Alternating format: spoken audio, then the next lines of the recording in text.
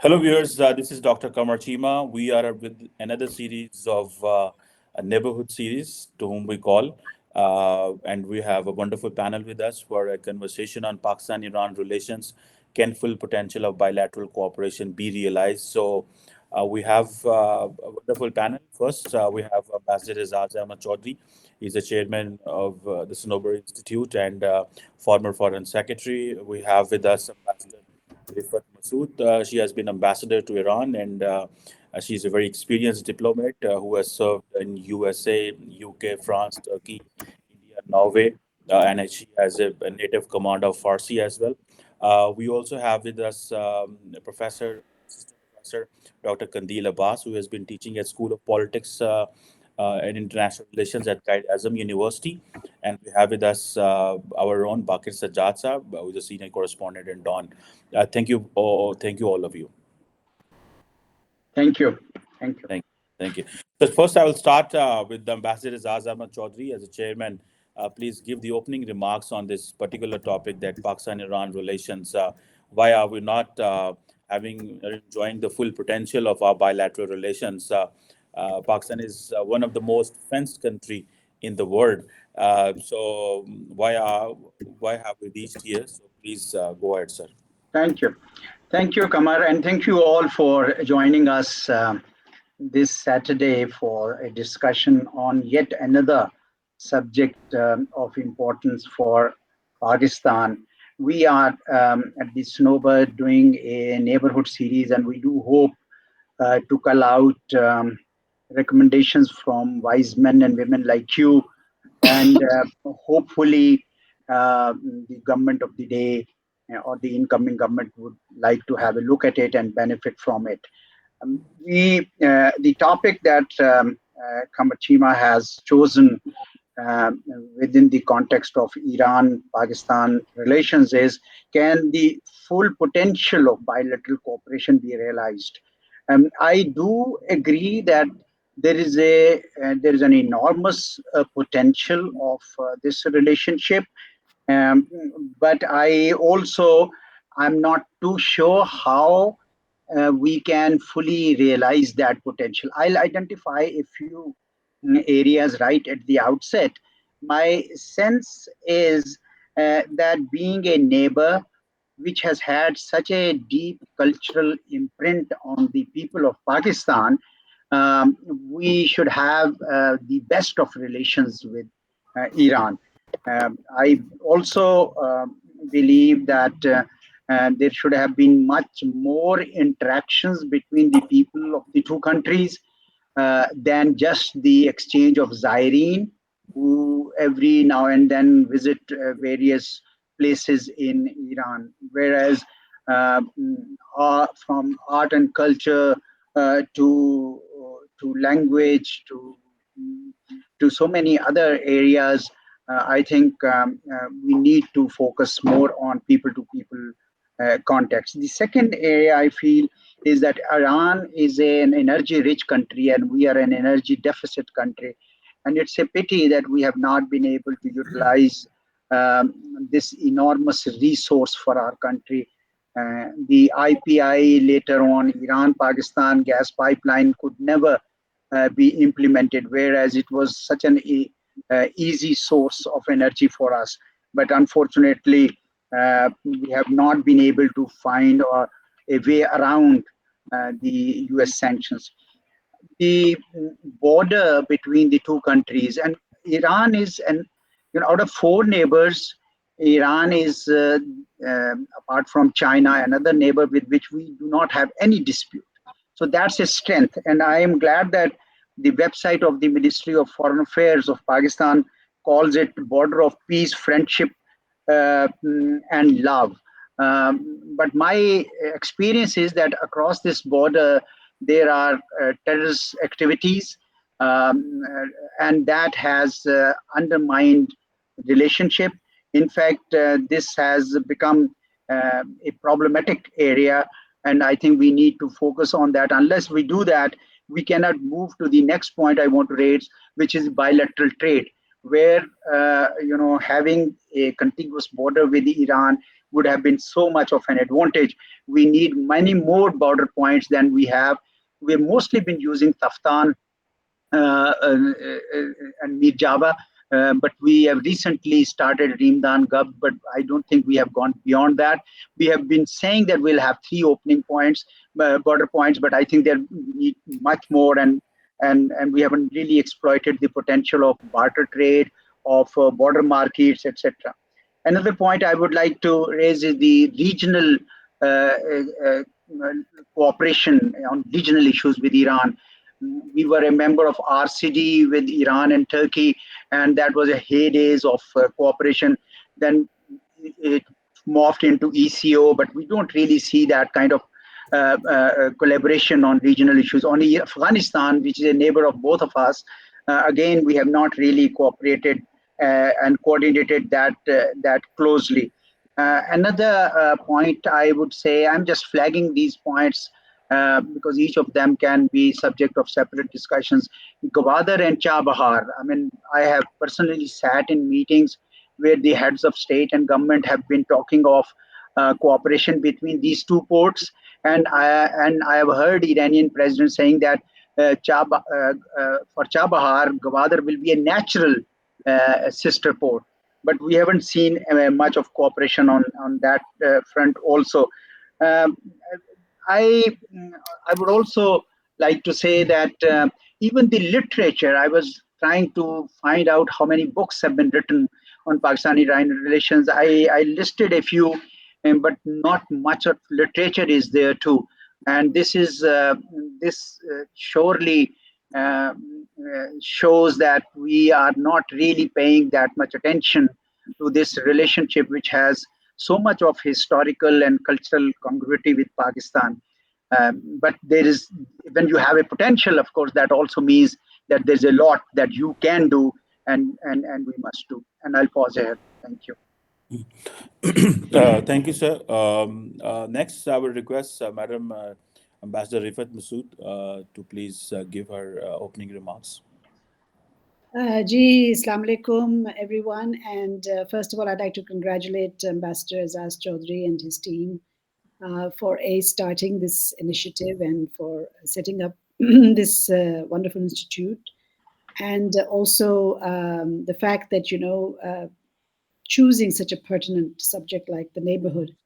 I have, Ambassador Azaz, of course, knows me very well, that I have spent more than 35 years in the Foreign Service, and despite all my postings everywhere around the world, I feel very strongly, and I'm an advocate for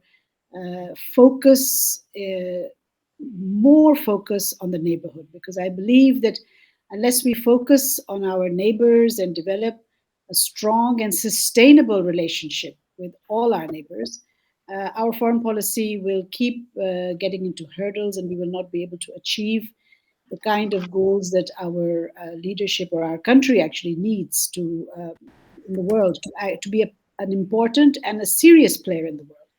And if we look at our neighbors, unfortunately, we are surrounded by uh, either hostile, unfriendly, or neighbors with whom we have just a working relationship. We cannot say, even with a neighbor like China, I mean, of course, this is a point of discussion, but I would not say that we are a friendly country to China. China also and Pakistan have various issues which need to be sorted out more on our side, I think, than theirs.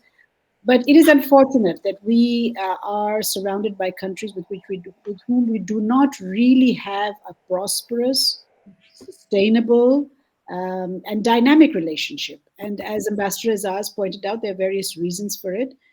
Now, when we're focusing on Iran, I feel that this is one country which we have largely ignored in the past, and we continue to do so.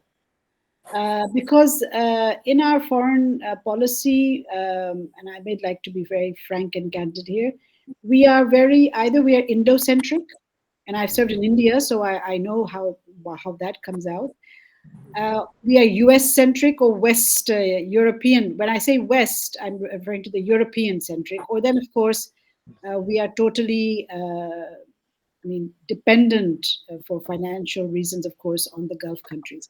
So we are not able to have a very balanced approach. I feel that we fall prey. We try to bring about some kind of balance in the relations, but we fall prey in the end to forces outside our region, and we are therefore not able to develop our relations with Iran in particular in the way that we should have. And as Ambassador pointed out, of course, there is a great potential in our relations. I mean, we have a almost 1,000-kilometer border, and though the border has been affected by acts of terrorism and miscreants, yet the potential for having trade along the border is very strong and very and vibrant. It can be a vibrant border.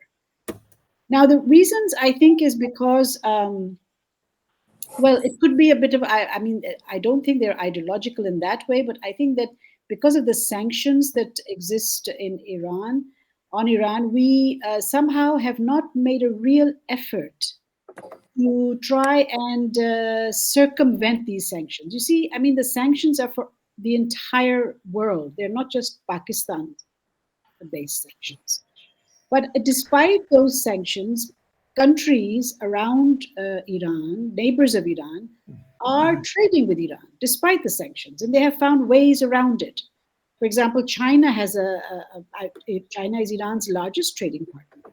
Russia trades with Iran. India trades with Iran. Even the Gulf countries have started trading with Iran, and then go beyond the rest of Asia and even in the West, when the JCPOA had come into action, there was trade coming in from the West. But even then, we were not very keen, and I think that is because, again, as I said in my remarks, we seem to you know fall prey, or we don't have the willingness, the political willingness, I feel, to take on a more independent approach to Iran. I mean, there are many ways in which we can still continue to trade with Iran. The IP gas pipeline is one example which Ambassador is asking, but there are numerous others. And the excuse always is, well, because of the sanctions. And I'm afraid that that excuse is now long worn out. I mean, there are many ways in which we can go around the sanctions and still benefit. And I think trade is the bottom line. Yes, of course, our heritage, our culture, our history is intertwined. We have people to people contact, mainly in the Zairine, but others, we have students, Pakistani students going to Iran. But I think trade is the bottom line. Unless we are able to enhance our trade cooperation with Iran, I do not see how our relations, the potential may be there, but I don't know how our relations can be sustainable. Because this today's day and age, it's an age of geoeconomics. I mean, look what Iran and Saudi Arabia have done. Rivals, centuries old rivals. I mean, their rivalry predates Islam, but they have been more pragmatic, and they have seen that their need to spend less on security, try to resolve the regional issues so that they can move ahead in the trade and investment and business field. Of course, I mean, I'll come later if the discussion goes in that direction. Gaza has played a role in which things have taken a back turn now. But the idea was there. If Iran and Saudi Arabia can decide to bury the hatchet for the time being and at least focus on trade, then why can't Pakistan and Iran? And I don't see why we are not able to overcome these pressures that we have from extra regional players, and not be able to trade with Iran, because I think the potential can only be met if our borders become more vibrant in the trade and economic cooperation. I'll stop there. Of course, there's many other things that we can discuss, but I think if we want the potential in our two countries to rise, we have to focus more on economic cooperation. Thank you very much, madam, for helping us to understand many facets of Pakistan-Iran relations. And Pakistan's much of approach has been Indo-centric or Europe-centric or West Europe-centric or US-centric, and I think you're absolutely right in that. Moving on, I would request Professor Dr. Kandil Abbas to please give your opening remarks on this particular topic, sir. Thank you very much, Kamar. First of all, I really thank you very much for arranging such a vibrant discussion on potential of Pakistan-Iran relations. I believe historically there have been multiple reasons that both Pakistan and Iran have not been able to utilize their full potential of their relationship. But in pre-1979 era, the real issue was that both the countries were having a lot of similarities and commonalities in their interests. And that was mostly based on their pro-America or pro-West foreign policy. And both were, in fact, a part of non-aligned movement, but practically they were aligned with the Western Bloc because they were part of CETO and CENTO. And despite their membership in non-aligned movement, they were acting along with a Western Bloc. So that brought both Tehran and Islamabad closer to each other. But even during that period, we can realize that both the countries were not able to utilize their full potential for their mutual interest. Rather, it was utilized for international powers' interest in this region. And during that whole period, we were not able to establish our strong economic relations, strong political relations, and close social relations, despite having all those potentials. Just cutting short, when we reach to the period of 1979 and post 1979, although we converted RCD into ECO, but that was interesting that Iran considered RCD as a Western sponsored or regional organization, and based on that, they came out from RCD.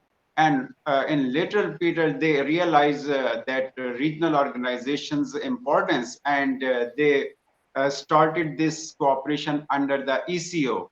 And after extension of ECO from 3 to 10 countries, still that is just organization, and they are having just meetings, and they have not started practically their regional projects.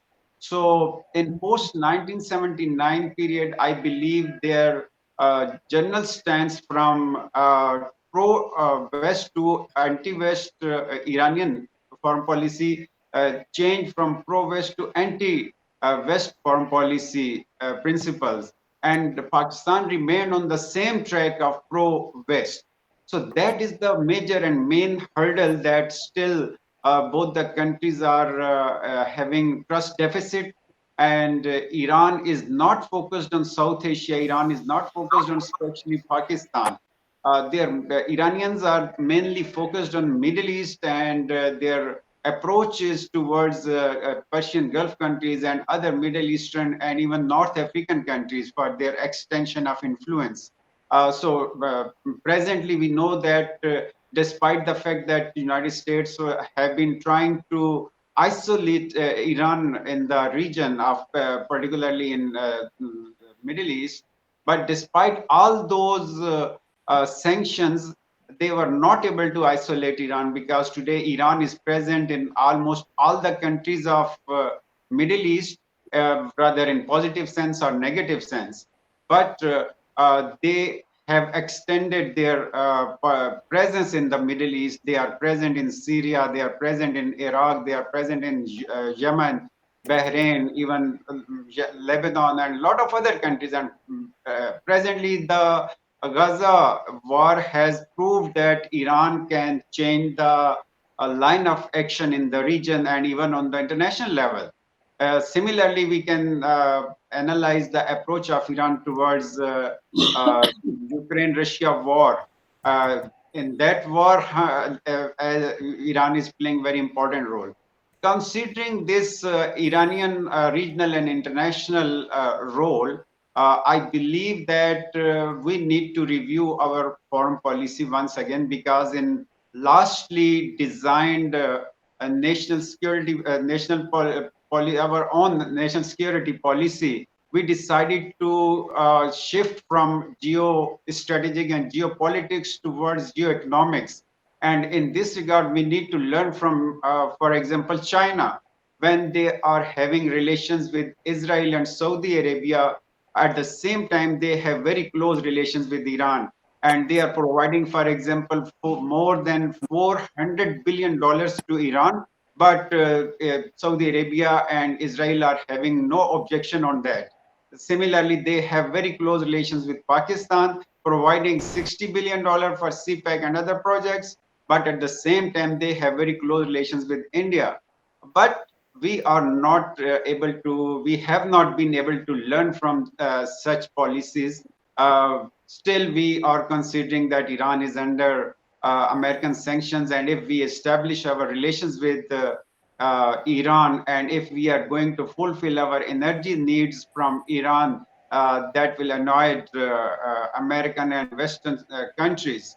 So presently, we are least priority of Iran because they are looking towards Middle East. Their main interest is that they must have peace of mind from from Pakistani soil. That Pakistani soil should not be misused by America or other adversaries of Iran. So that is the Iranian priority. But on the other hand, I believe that we have a lot of potential to activate that for our economic interest, for our social interest, as well as our political interest in the region. And that can be reviewed in our next discussion, inshallah. Thank you very much, Dr. Kandil Abbas. You have laid out so many points that this trust deficit must go, and we have to have full potential when it comes to the bilateral relations of Pakistan and Iran. And you rightly mentioned that if Pakistan has moved on from geostrategic to geoeconomic, then that's how we need to look at how the other countries and neighboring countries are having relations with Iran. So, and obviously this concern that the Pakistani soil not be used by other countries, that's one of the top priority concern of the Iranians. Moving on with the Mr. Jad, Bakir Saab, please do share your perspective with us. Thank you. Thank you, Chima Saab, and congratulations on this setting up of this new institute. I think it would be a valuable addition to the think tank circuit in Islamabad. And although it's very small, but still we need quality think tanks, and probably you'll add to that. And today's topic is very important. It's very close to my heart, and I would say that I had a particular view of this relationship. Ambassador Chaudhary knows about that, and I've been speaking a lot about that in the past. And today I was very pleased to hear the same views from Ambassador Rifat Masood. Having served in Iran and espousing similar views means that I was correct in analyzing this relationship. However, I would reiterate what I believe about this relationship today again. That as Ambassador Masood said, that the country's foreign policy is gauged by its that country's relationships with its neighbors, because it reflects its ability to balance national interests with regional and global dynamics. This scorecard, unfortunately, does not reflect well about our foreign policy. That is particularly true about Iran, as Ambassador Chaudhary said, that our foreign ministry notes it as a border of peace, tranquility, and love. So, despite having shared cultural, historical, and religious ties, Pakistan and Iran have struggled to maintain a strong and lasting partnership. Their relationship has been inconsistent and marked by ups and downs. I often argue in case of Pakistan-US relations that it has been influenced more by external factors rather than being based on their intrinsic value. Same is true for Iran ties. Although there has been significant potential for enhancing the Pakistan-Iran ties, you will note that there's a lot of mistrust.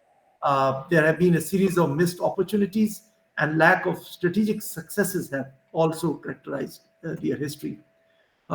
During the Cold War, Pakistan and Iran, as Professor Kandil Abbas noted, they cooperated closely by joining forces in organizations like CENTO, and Iran supported Pakistan in 1965 Indo-Pak War, and Iran was also the first country to recognize Pakistan after its creation in 1947. However, the revolution in 1979 shifted the dynamics, leading to mistrust as Iran emerged as a Shia majority state and posed major challenge for US foreign policy in the Middle East.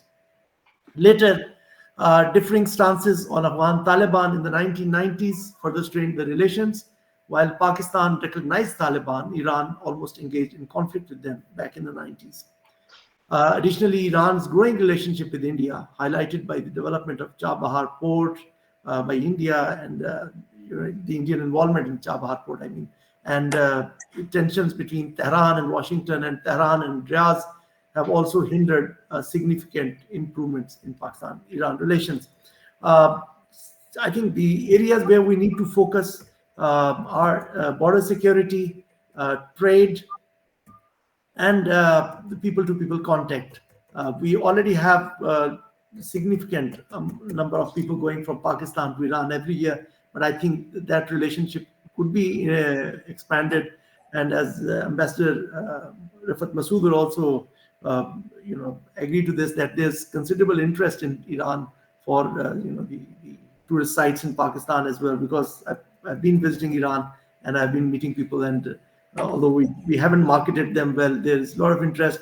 A lot of Irani visitors go to Turkey and other places, and probably if that element is marketed here, I think we can benefit from that. We also need to review the Saudi influence on our foreign policy as well as society, and there are a lot of opportunities coming up for expanding this relationship, especially in terms of Tehran's neighborhood first policy.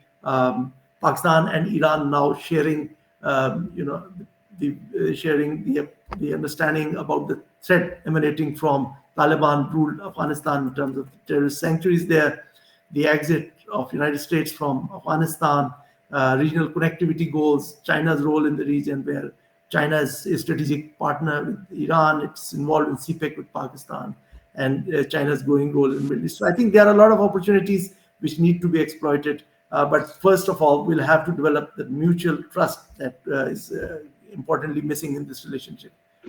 Thank you, Chima Saab.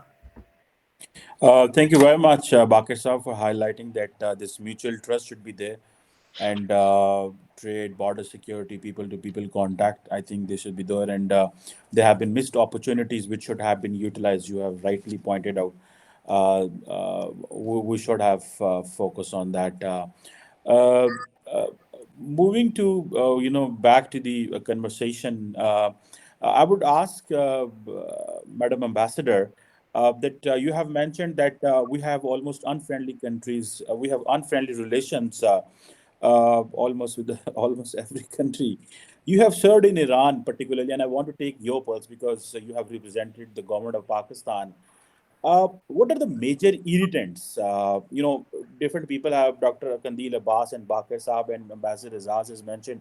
What are the major irritants? Why you have mentioned that the countries are having trades and we could have, got excuse for trade even despite sanctions.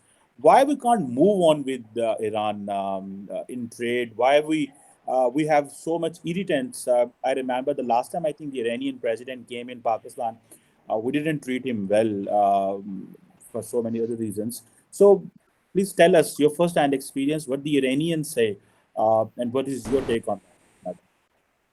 Well, Jima Sahib, I think it's, as I said, going back to what I said earlier, I think our focus has never been to develop and seriously develop trade relations or a sustainable relationship, economic relationship with Iran.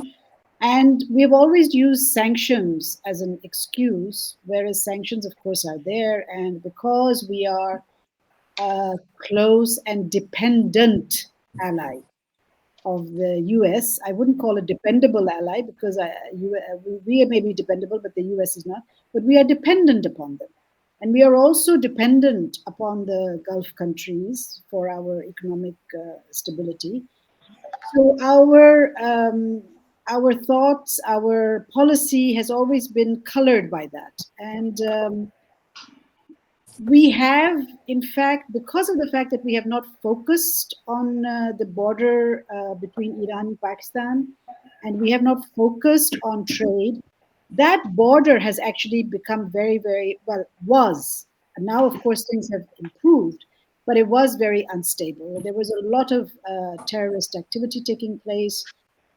And remember, Iran and Pakistan are bordering through our province of Balochistan.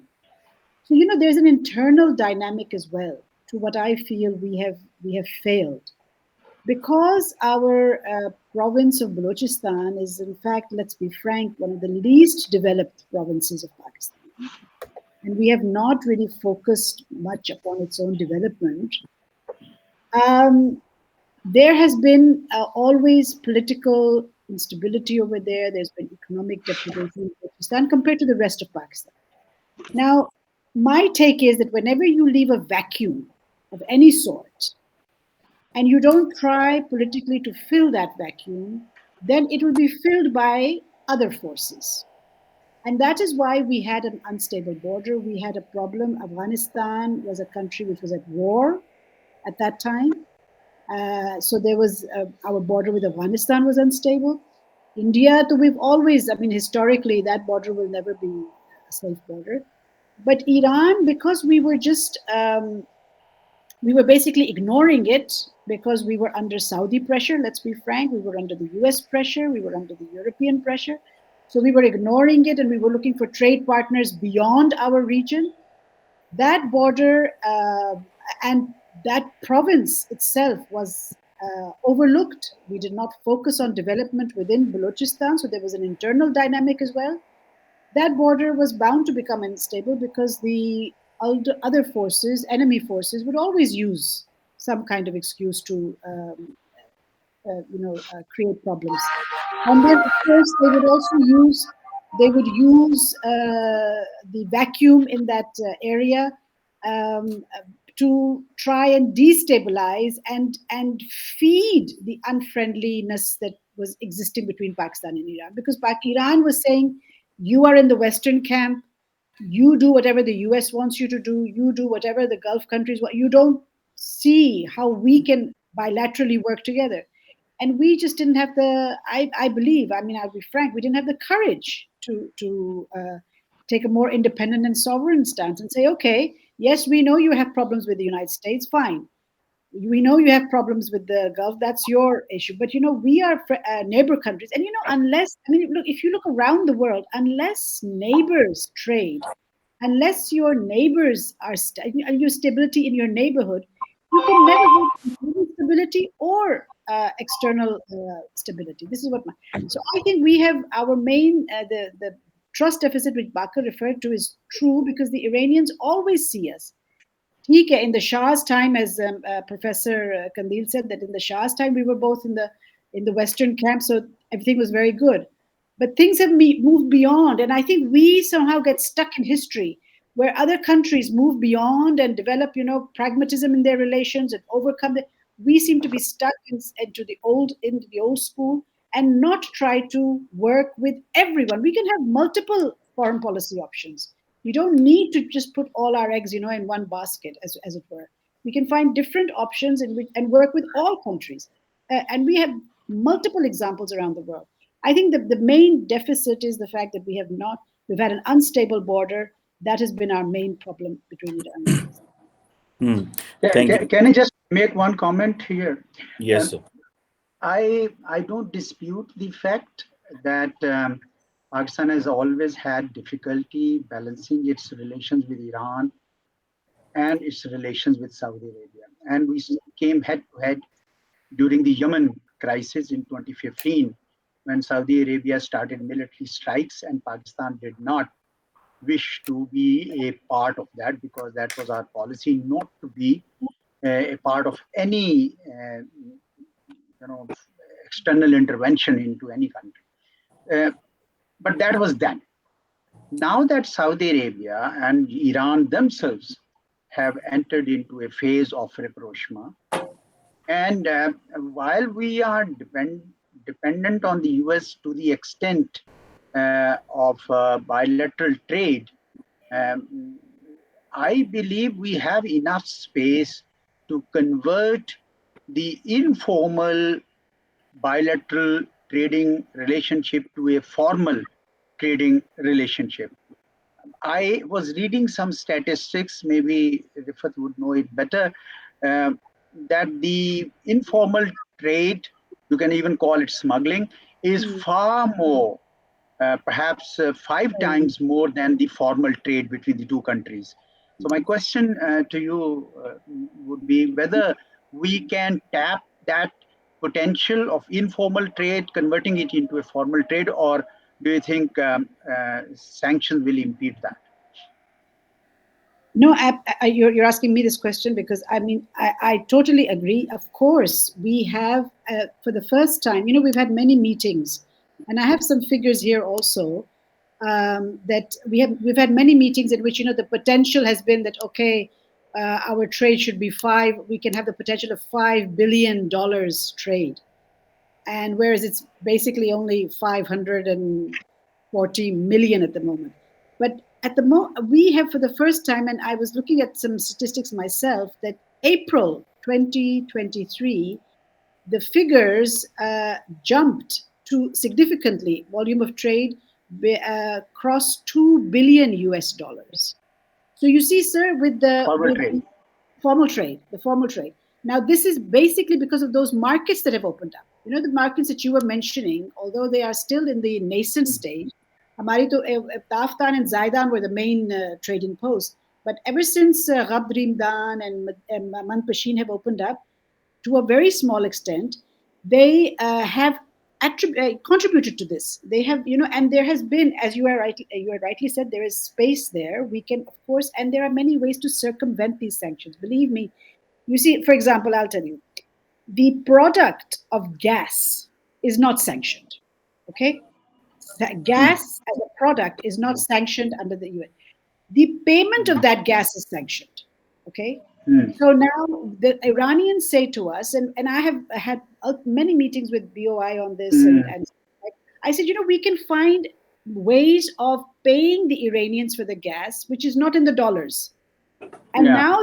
now that we have this opening with the Saudis, as you said, I mean, if we start trading, for example, in yuan or in another, even in our own currency, if we can have currency swap agreements, if we can have barter, have third country kind of agreements, the payment issue can be resolved. Number one. Number two, they are also saying that, look, these sanctions also do not affect the local communities. So any community which is living along the border, the sanctions don't affect them because for human rights reasons. They say that if the economic prosperity of the locals, that's Sistan, Balochistan on Iran's side, our Balochistan, if their economic issues are affected badly by the sanctions, then that goes against their human rights issue. So you see, they say that the overall trade, if you have huge mega projects between Pakistan and Iran, that will come under sanctions. But border trade doesn't come under sanctions. That's why these border crossings have opened.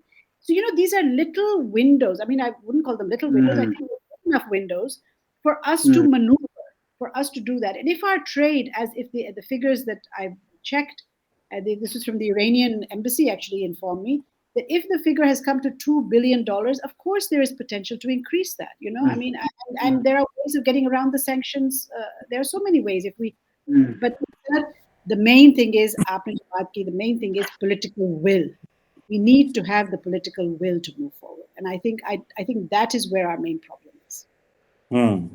So on this political will, I will move on and I will ask a question with Dr. Kandil Abbas. What Ambassador Izzaz Chaudhry was mentioning on the Saudi-Iran rapprochement. We have seen that as Bakir Sajjad Saab was mentioning, that there is a Saudi influence in society and politics. In the same fashion, there is an Iranian influence on segments of the society in Pakistan, and particularly we have seen in some of the conflicts in Middle East, there have been some recruitments in Pakistan where people have gone from here and they have fought in Middle East. How do you see this? That with this rapprochement between Iran and Saudi Arabia, do you think that these sectarian projects will slow down, or and the direction will change, as you mentioned, towards geoeconomics, and these potentials should be realized rather than looking towards Pakistan from a sectarian lens, because there is a section of the Pakistani society and the state which believe that the relations are dominated on these lines, rather purely neighborly, brotherly, friendly, and economic lines. Kamar, I believe we are still living in a traditional state of mind, but Saudi Arabia has changed its domestic and foreign policy based on modernization and under the 2030 vision. Uh, they have shifted their conservative lens into the very moderate view, because on internal level they are no more supporting conservative forces, and under that policy I believe they are no more sponsoring their networks in the region and different countries. And we know that, as Hillary Clinton mentioned in her press conference, that during the Soviet invasion on Afghanistan and resistance from Western powers, Saudi Arabia sponsored some religious groups and established the religious seminary network in the region because of our need. And now, clearly, particularly under the MBS, they have accepted that now we have shifted our policy from that traditional sponsorship to those religious seminaries and madrasas towards modern education.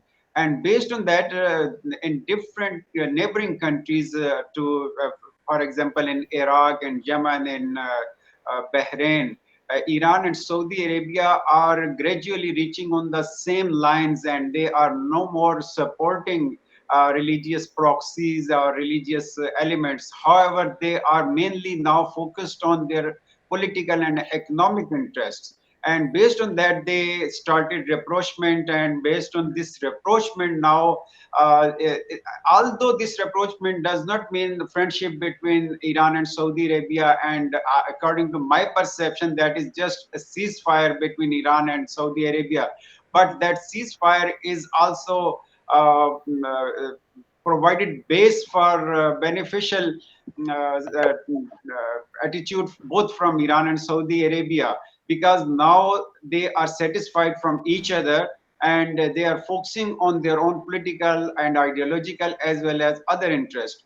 Uh, I don't think that Saudi Arabia will have any concern about uh, energy relationship between Pakistan and Iran, because our topmost priority about Iran is our energy needs. If we try to fulfill our energy needs through Iran instead of Qatar or UAE or Saudi Arabia, we can reduce energy prices in Pakistan more than 30 to 40% immediately.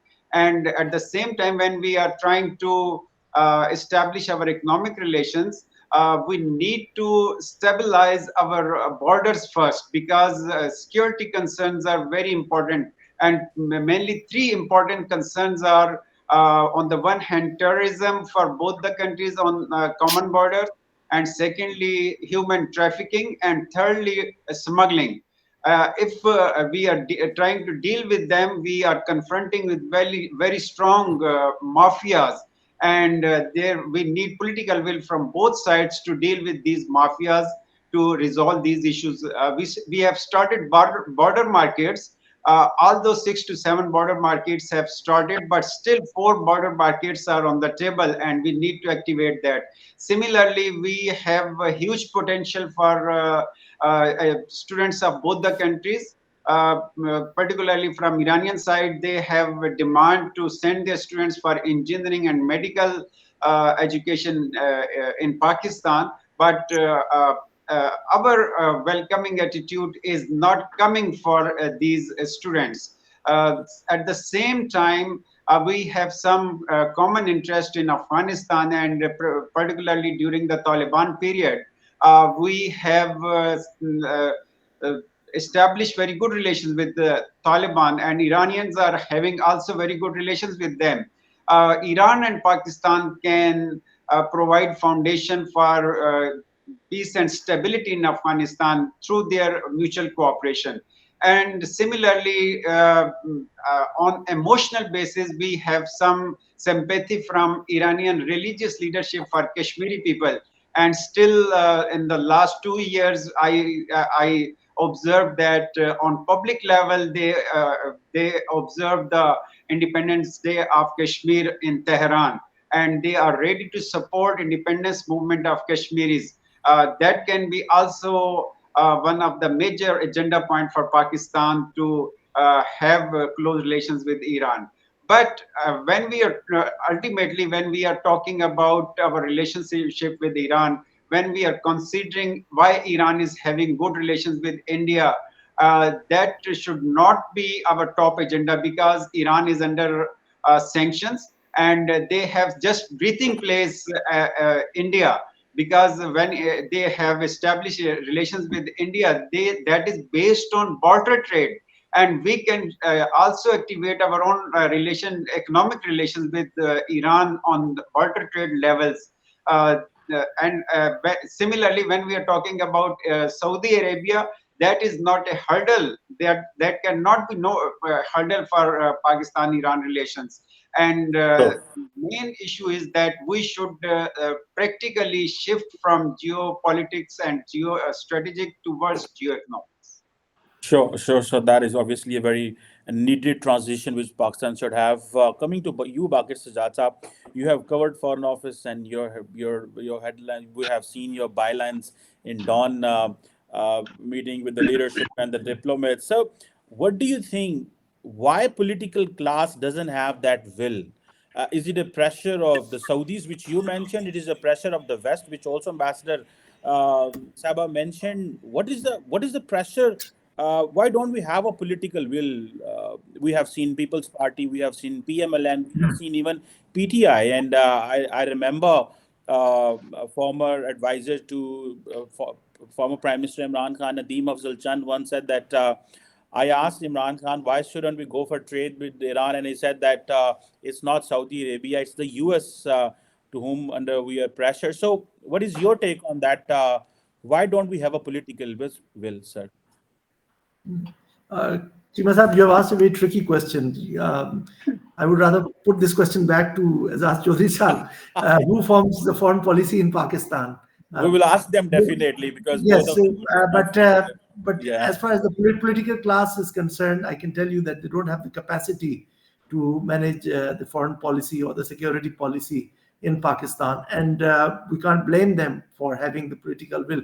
The will has to be somewhere else, and they have, that else, the other element has interests in the Middle East as well as in the United States, and that is one of the reasons. That was one of the conclusions in my study at the Wilson Center that I just completed. That that's one of the reasons that they are not fully aligned with China as well. Ambassador Rifat Masood also mentioned that there are problems in that relationship as well. So the alignment has to take place at that level. Unfortunately, in Pakistan, we now have to talk in terms of euphemisms.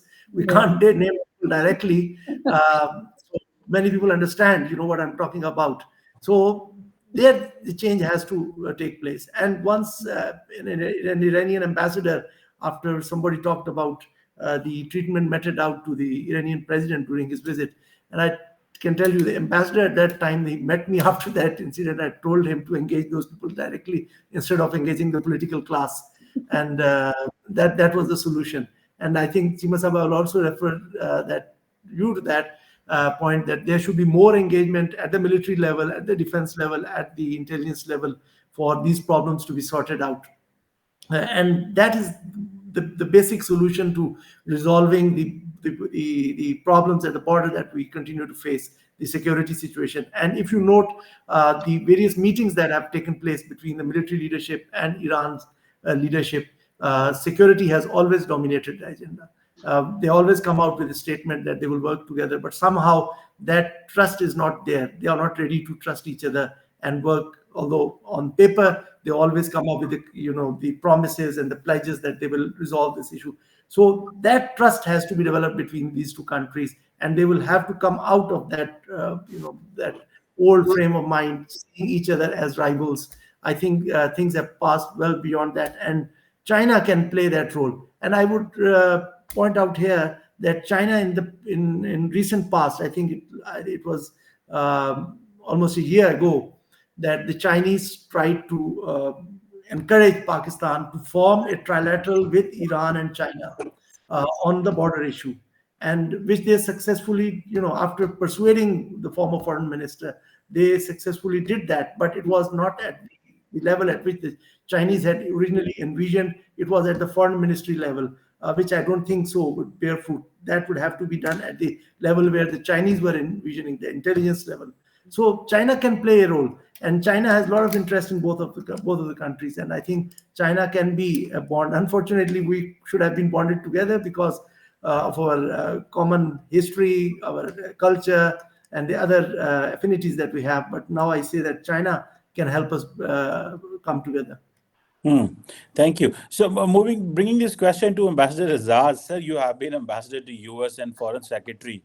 What limitations and what challenges you saw in political class on this you have dealt? What was a fear in their mind, in their minds and hearts, since you have been dealing and advising them directly? Or do you believe that they have completely outsourced this somewhere else? No, I'm not fully on board on what Bakir has said. Um, Even at our level, I remember when I was posted to Tehran in August of 1991, people sympathized with me. They said, "Oh my God, where are you going?" Because there was this sort of scare of the revolutionary Iran, because the news had come out that they would be very harsh in imposing social restrictions, etc. So just don't blame the leadership.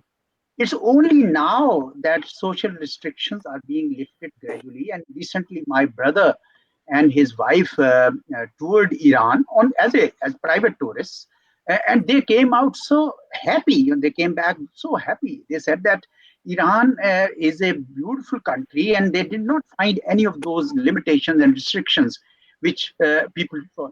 And now I see greater willingness even on part of our diplomats for going to Iran. It is because Iran itself is also changing and making that space. Initially, right after revolution, Iran had constricted that space, and therefore that also. And then, because of the revolutionary spirit, Iran had also played a part in the sectarian violence within Pakistan, in the sense that they had their contacts, and the Saudis had their contacts, and the Libyans had their contacts, and the Iraqis had their contacts. Our fault that we were not, stopping all that. But now, thanks to FATF, we have now stopped that, and I think on the other side also, both pull factor, push factor, both have gone away, and so sectarian roots are there. Now, with regard to whether there is a civil military divide on relations with Iran, I don't think so. I don't think that is the main reason. And if we were to guide people towards military, saying that military will resolve all the issues, that won't happen. I mean, I think at the end of the day, what Kandil Basab said is the answer, which is uh, shifting genuinely from geostrategy or geopolitics to geoeconomics. And if that were to be the centerpiece, then your relationship with all your neighbors, including India, will change. And that's the main mental block that we have not been able to overcome. If we were to overcome that, I think situation will change. Now, that will not be, of course, easy, because even now when we talk of trade with India, instantly there are people who would say no trade with India until disputes are resolved. So there is a tussle between two viewpoints in Pakistan, and I am one that Dr. Kandil has favored, which is, and I've written about it in the Dawn newspaper itself.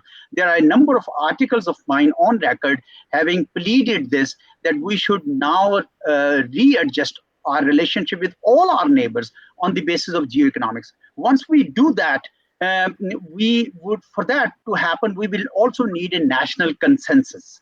A national consensus between civil and military leadership, as well as other institutions, judiciary, etc. And that's why I have been favoring national dialogue on such critical issues. I've also been a supporter of the idea of National Security Council, not National Security Committee, National Security Council. I believe that council should be able to develop that consensus, and then you will see that the kind of change we want to bring in our relations with all our neighbors, including Iran, will become a possibility. If Saudi Arabia can befriend Iran, maybe I take it that it is still a ceasefire, but still it's a big opening. And remember, Iran already is using these UAE ports extensively, particularly Dubai port. So it's not that these people are very pragmatic. Both Arabs and the Persians are very, very pragmatic people. And therefore, Pakistan should take advantage of that. We should shift towards national interest based foreign policy and national economic interest based foreign policy. I believe that that will make a big difference. I rest my case here. One quick question with for Ambassador Saiba. Madam, you have said that we many countries have found ways to trade with Iran.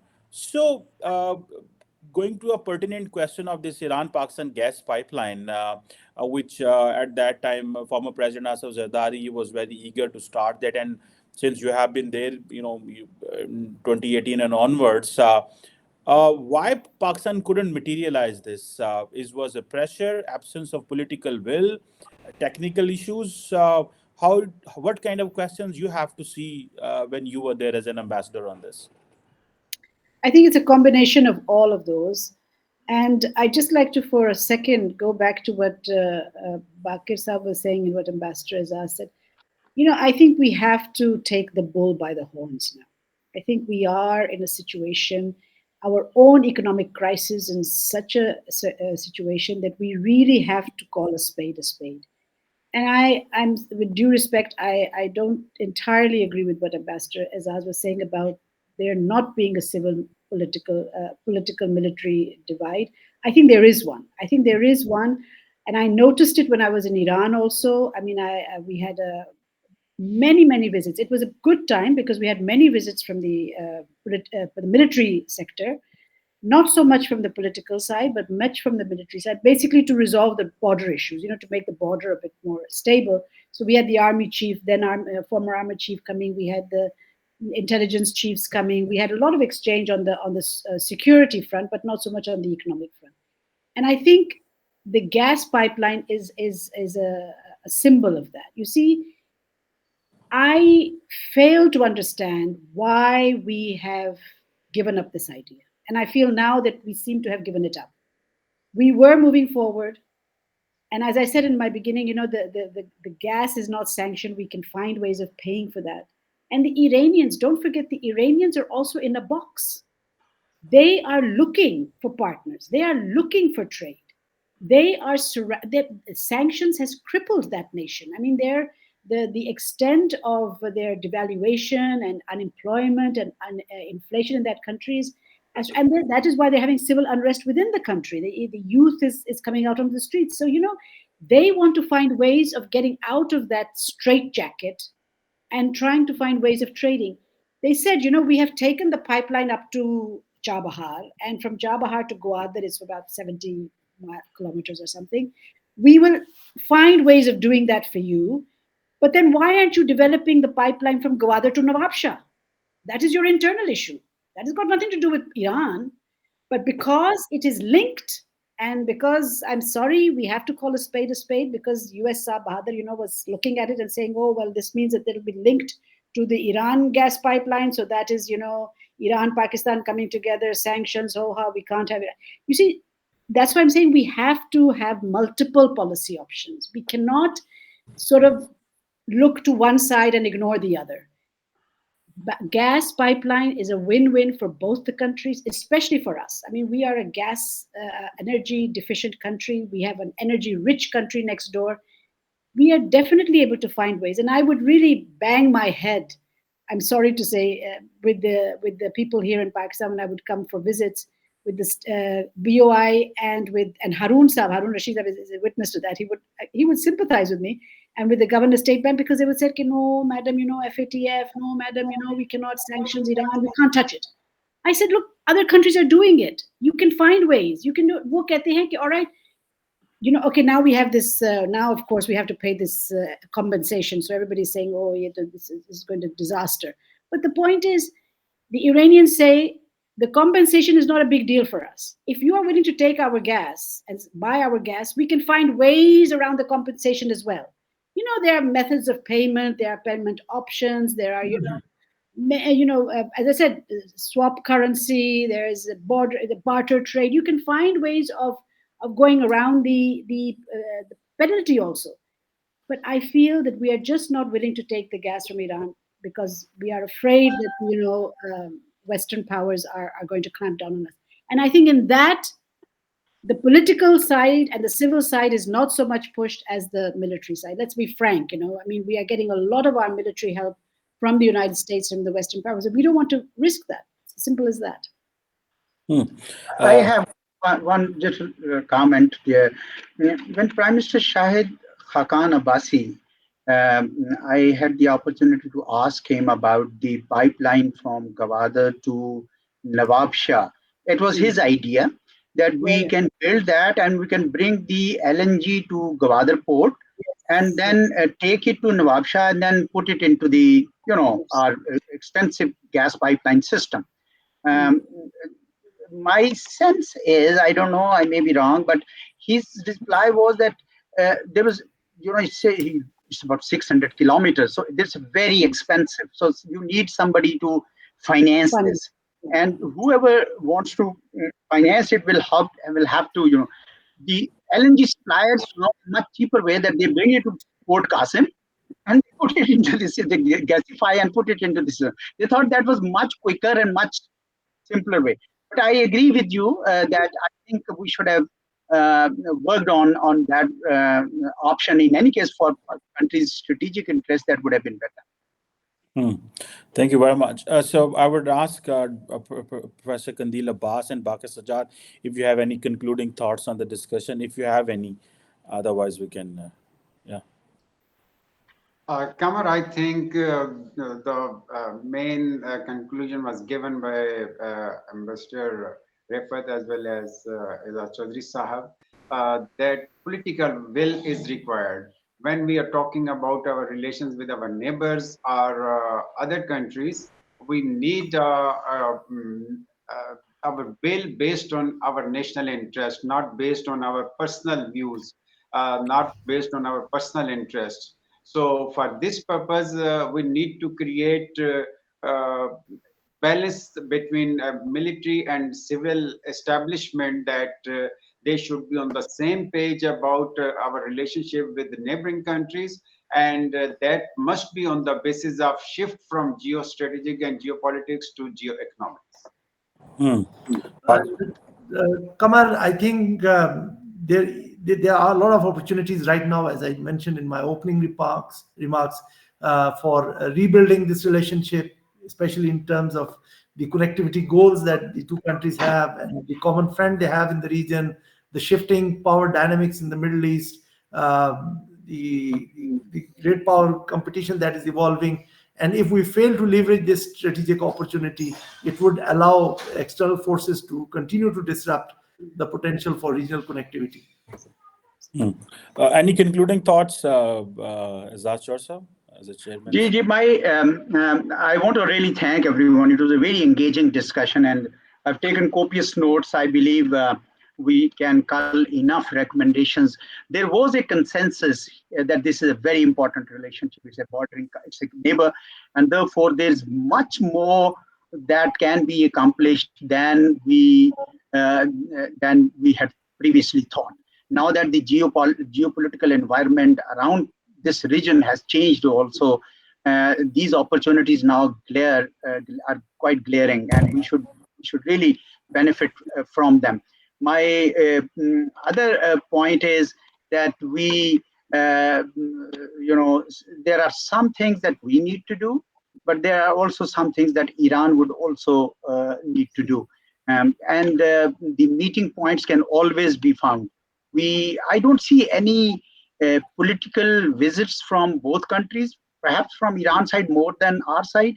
We should really engage our political activity. I know that, as Rifat has also mentioned, intelligence level and military level contacts are still more than the political level contacts. And I think we need to increase that. We need to send parliamentary delegations, and we need to increase that understanding, which will provide the basis for that political will that people are talking about, boost this relationship and truly benefit from the full potential of this relationship. Thank you.